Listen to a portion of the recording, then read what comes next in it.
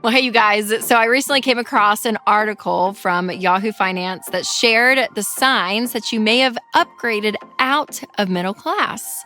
So it got me thinking about how often I see people, especially on the Ramsey show or on social media, who aren't just staying in their lane, so to speak. And the truth is it goes, both ways, right? Some people have harder times. Some people are thriving. So I see people who are making a lower income and managing their money so well that they're actually building wealth and they're becoming better off financially than those who may be making, a larger income, but they're completely out of control and they're in debt and they're living paycheck to paycheck. So today I want to dig into this topic and react to this article's definition of middle class.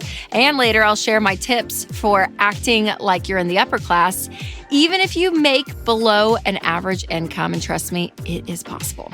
But first, make sure to click that subscribe button if you want to see more content like this in the future. All right, first, what is considered middle class these days? Well, Pew Research Center defines middle class as having an income that is 2/3 to double the national median income. And according to the Bureau of Labor Statistics, the median annual income is just over $59,000. Judging by this formula and salary level, if you earn less than $39,505, you're considered a lower income household. And if you earn more than $118,456, you are in the upper class. But what I mentioned earlier is that it's not always that black and white. So let's look at their list of 5 signs that you're no longer in the middle class, and I'll share my reactions as we go. So the first, according to this article, is that your income has doubled in the last few years. So again, this could be anything, you guys, from making a career pivot, maybe growing a side hustle.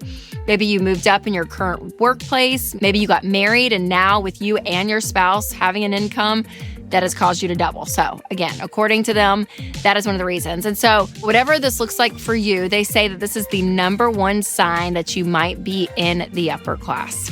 I guess I would agree with that in a sense. I mean, if you've doubled your income, you're doing pretty good.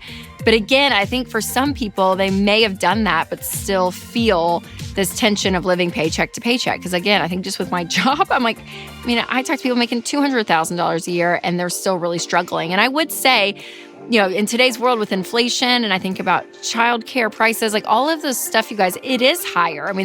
Things are more expensive. So even if you double your income and you don't reassess, hey, what is our life going to look like?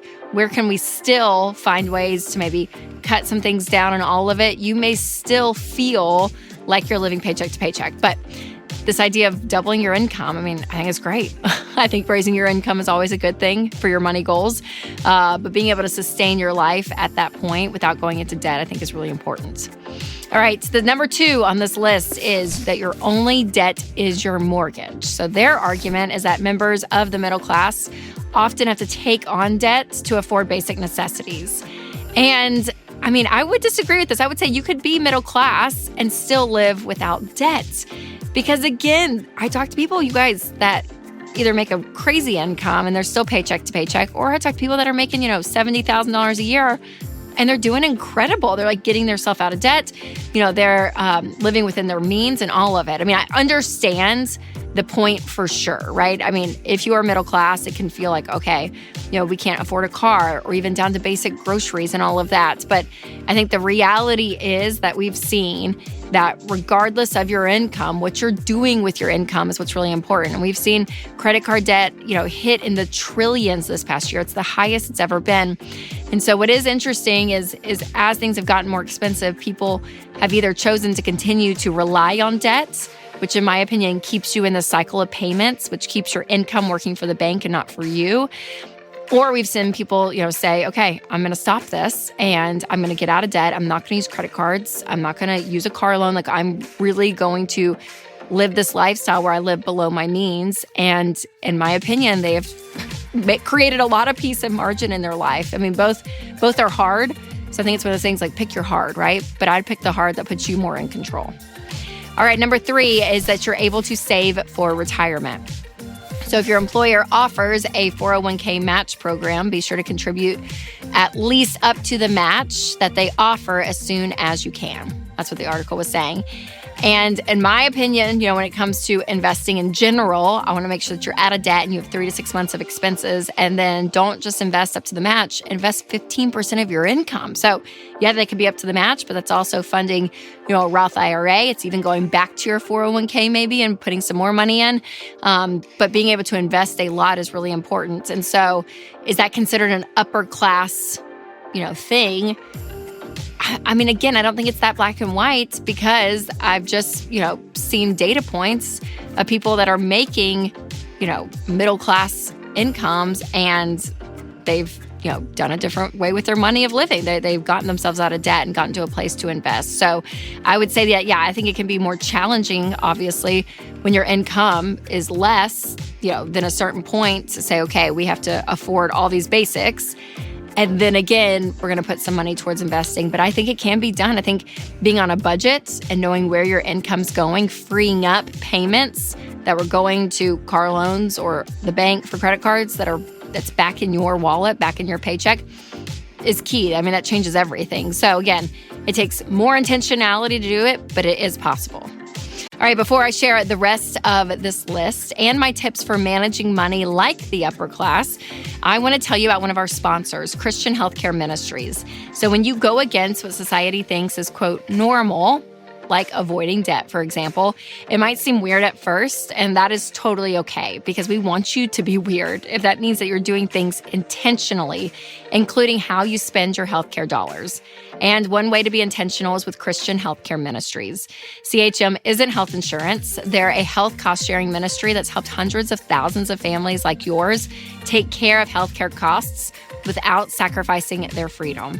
And programs start as low as $98 a month. So find out more and join at chministries.org/budget. That's chministries.org/budget. All right, number 4 on the list is that you're not in the middle class anymore is if you have passive income. So passive income can look different, for everyone. But if you're at the point where you're earning money without a significant amount of extra work, then obviously that is more upper class behavior, right? So maybe you've invested in real estate and you have rental properties and you're, getting some extra money a month, or maybe, you've developed an investment portfolio and it pays you dividends. Like whatever it is, there is a level that's like, oh, wow, yeah, you've had, extra income to do something with that is creating now more income. So yes, I would say that tends to lean more in the upper class. But the beautiful thing is I'm here to debunk this whole list because I'm I've seen people in the middle class, that are doing things like investing. And again, they may not be reaping the benefits of those investments right now, especially if in their retirement and they're not be able to get to those investments till they're 59 and a half. But again, they're putting a strategy towards the future. And I think that's what's really important. But I would also encourage you to focus on the basics first. I think sometimes we can jump to this idea of I just want passive income and all this. But make sure you're at a place that you're building on a really solid foundation first and foremost, which again is having an emergency fund in place, being out of debt and all of those types of things. But when you free up your income and have margin, you are able to do more. And that's why we love investing, is for your money to make money, right? So I think that really is important. All right, number 5, you're actively taking steps to reduce your tax burden. This is what the article said. So their argument is that most people don't obsess about their taxes until tax season rolls around, meaning that they've never taken a big enough hit, maybe with taxes, to find ways to save. But if your income has reached a certain point, then you are more concerned about, hey, how can I keep some of my money and not send it all to taxes? So you're thinking, more like, okay, do I, have some exemptions here, or am I doing this? And kind of a strategy around that. I mean, I guess that's more of an upper class priority. Again, I think depending on your situation and what's going on. But when it comes to taxes, and we say this on the show all the time, you guys, that there are industries when it comes to this money conversation that's a lot. So whether it's insurance, taxes, investing. So always getting pros in your corner, I think, is really important. So I think you can take advantage and do well for you when it comes to taxes, whether you're lower, middle, or upper class, right? And there's ways to do that I think is important to benefit you and your family.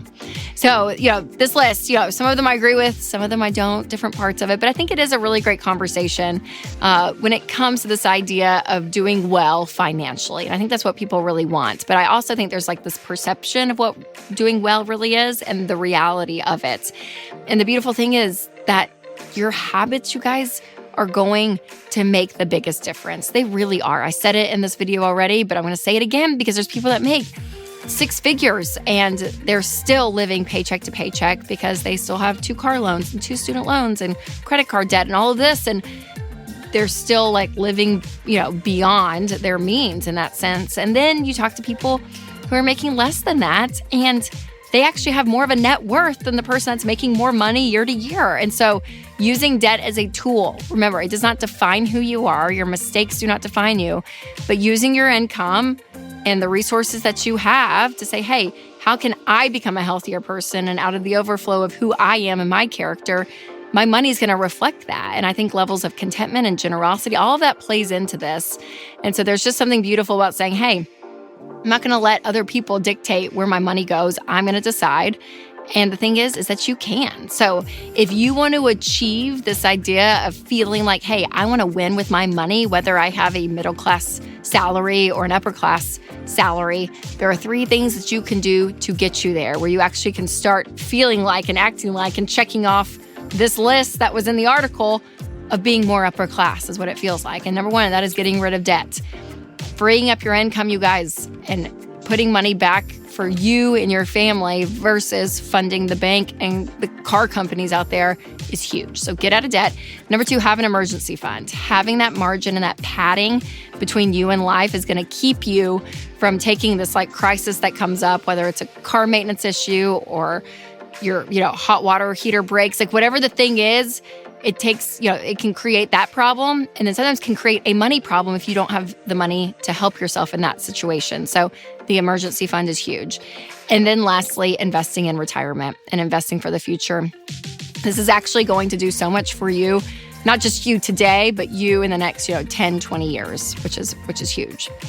All right, you guys, I want you to start really working towards those 3 goals in that order. And you're going to feel some margin, which is what the upper class is supposed to feel, even though not all of them do.